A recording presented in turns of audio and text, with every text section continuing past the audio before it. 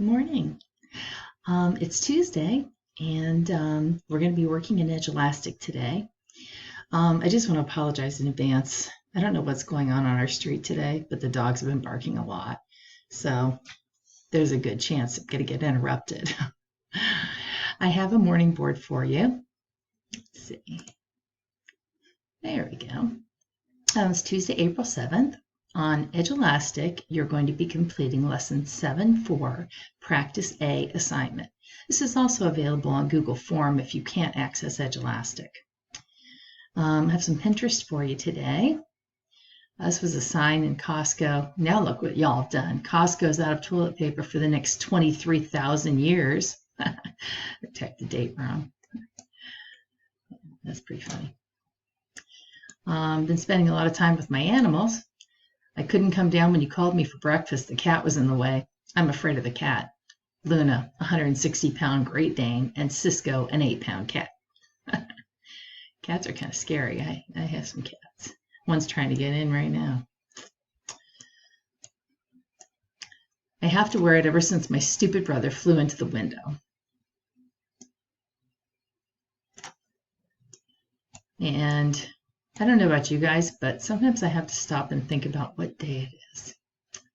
But like I said, it's Tuesday, and we're going to be talking about the Pythagorean theorem.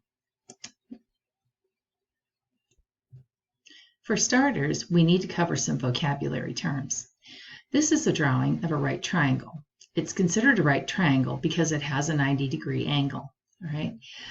When we're talking about right triangles, there's a thing called the Pythagorean theorem that we can use to find a missing length. Like, say, for example, if we knew how long this leg was and we knew how long the hypotenuse was, we could find this leg. We can also use the Pythagorean theorem to determine if a triangle is a right triangle. Maybe we don't have this little box here that tells us it's a right triangle and we want to know. That's what we're going to do today. In a right triangle, it's important to know which side is which. The two sides that make up the right angle are always called the legs, right? They're also always the shortest two sides. The hypotenuse is always opposite the right angle, and it's the longest side. So, what we're going to be doing in today's assignment is we're going to be using the Pythagorean theorem to decide if a triangle is a right triangle. Okay, so here's your Pythagorean theorem, a squared plus b squared equals c squared. What this translates to is the one leg squared plus the other leg squared equals the hypotenuse squared. And you remember I told you the hypotenuse is always the longest side. So in this case, the legs would be 11 and 5 because they're the shorter sides, and the 13 would be the hypotenuse. So, is this a right triangle? Well, what we do is go down here and get the pen. We substitute these two values here for the legs, okay? So we would go 11, not working.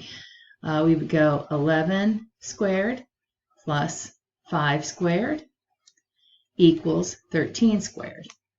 Now, in Mrs. Stahlin's videos, she's going to tell you to go from smallest to largest. It doesn't really matter if you start with the smaller leg or the longer leg. It works 6 of one, half dozen of the other. Okay. When you figure this out, 11 squared is 11 times 11, so that's 121. 5 squared is 25 squared. And 13 squared is 169. So now we add these two together. That would give us 146. And since it does not equal 169, that tells us that this is not a right triangle. If these two numbers had been the same, if we'd gotten 146 equals 146, then we would have a right triangle. Oftentimes, they'll use these in word problems, okay?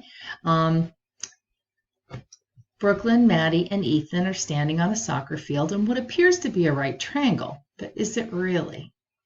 Well, we can take these three sides here. We ask ourselves, what's the two shortest sides? Well, that would be 36 and 77. So those are our legs.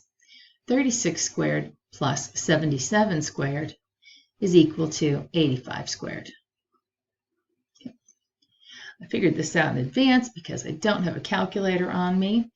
This would be 1296 for 36 squared plus 5929, and 85 squared is 7225. And as luck would have it, these two numbers here add up to 7225. And 7225 is equal to 7225. So this is a right triangle. Yeah, that's the worst right triangle box I've ever drawn, I think, in my whole life. Okay, so in the assignment that we've posted online, Miss Dahlin explains lots of examples and lots of ways to use this converse of the Pythagorean theorem.